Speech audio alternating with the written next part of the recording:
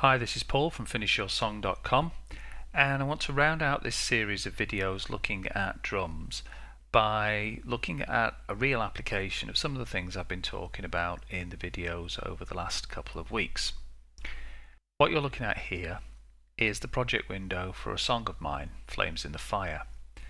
And I actually used 3 different drum kits on this to achieve the sound I was looking for. Initially, the drums were all programmed in one drum kit. If I reverse engineer to an extent what I did, I just take this verse section here and drop it on top of the other verse section and then select both. We can see that the items in red are the parts that remained in the original drum kit. It's not actually the original drum kit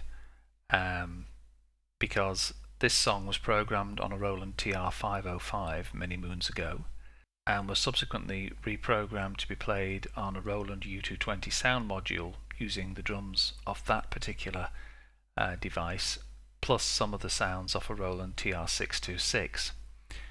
And then when I did this particular version of the song, I took that single drum pattern and instead of splitting the MIDI channel outs between the MIDI channel 10 for the U220 drums and MIDI channel 11 for the TR-626 drums, I physically split the MIDI part into 2. But what you have here is the part itself. And as you can see, we have the kick drum in red, which is still being voiced by the first kit, but then the snare, the hi-hats, have been transferred to the second kit. They're the ones that are greyed out. You can see them, but I wouldn't edit them if I was playing. So we'll just put that back. Now when I came to start experimenting with the drums for Flames in the Fire, I knew I wanted to change some of the drum voicings. I'm not a lover of the hi-hat in drum parts, and I wanted to experiment with different sounds. So what I did was I played the original MIDI pattern through the twisted drums. For those of you who aren't familiar with the twisted drums, it's a kit that's marketed by Toontrack, and it's performed by a percussionist who's played with Tom Waite and Lou Reed amongst others, a guy called Michael Blair. And he uses this rather unique selection of instruments to provide his percussion. In some ways it's a bit of found sounds, but what he uses for a hi-hat is this metal spokes, which sounds like this, which is a more interesting and slightly clangier sound than the traditional hi-hat. And I quite liked it in the context of this song.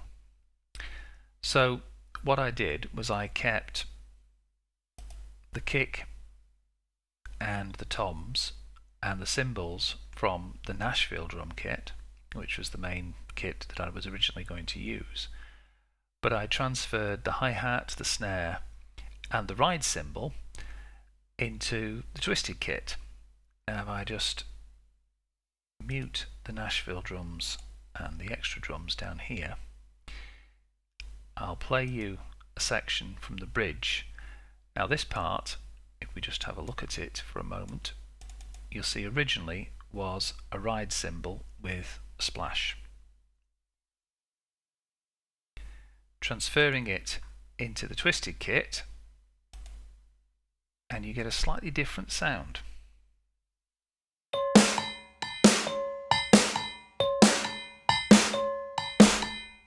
Yep, that's a cake pan being beaten, but it sounds quite good in the context of the song.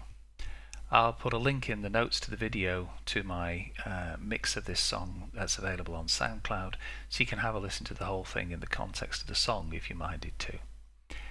But in the meantime, what we've got here is that we've got this song, we've got the bridge, we've got a cowbell part that then comes in.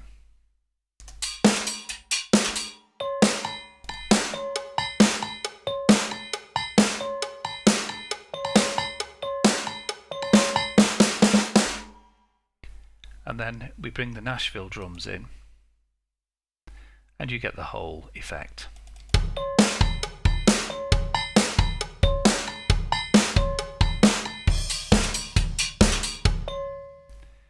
Now, you'll notice that the Nashville drums are actually set up to multiple tracks, and we looked at how to set up multiple outputs from EZdrummer in a previous video. What I've actually done with the Nashville kit is, if we open this up, you'll see that those voices which aren't being used aren't being loaded to save memory. And it's the same is true of the Twisted kit. If I open that, again you'll see that those which aren't being used haven't been loaded, they've been set to none to save on memory when we load them up. So we've only got the samples for the sounds we're using loaded up, and then if we open the mixer, you'll see that I've allocated them. Track 1 is the kick, snare we're not using so it doesn't matter, hi-hat we're not using so it doesn't matter, the toms have been allocated to track 2, the overheads to 3, room and compressed room to 4 and 5. Where you get overheads on these kits when you're combining 2 or more kits, it's important as far as possible to keep the overheads available so that you can try and blend the sounds and get the feeling that the whole thing is in one room rather than 2 separate rooms. Whether you're successful or not depends to an extent on the quality of the samples you're using, but that's the approach I tend to take. This kit down here was to take care of voices that we didn't have in the main kit, and there's 2 things I'm doing here. One is that there's a cowbell part that runs through the song in the bridge sections. Neither the Twisted kit nor the Nashville kit has a cowbell as part of its core sound set, so I used the Groove Agent 1 to provide the sounds that I was missing. And the other thing right at the end is I'm not exactly restrained when it comes to tom rolls, and this song always had a carried away tom roll. Originally this was played on the U220's rotor toms, but I had to use some drums off Groove Agent 1 to get me going on this rather ridiculous fill.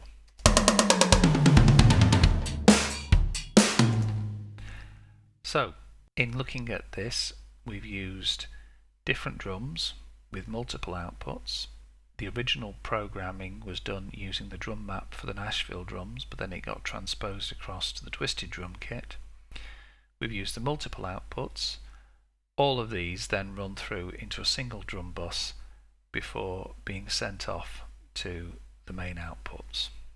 That's a whistle-stop tour of a real application of some of the things I've been talking about over the last couple of videos, and I'm just going to leave you with the combined efforts of all of these. If you want to check out the actual song, Be My Guest is available on SoundCloud. Until next time, you take care of yourselves.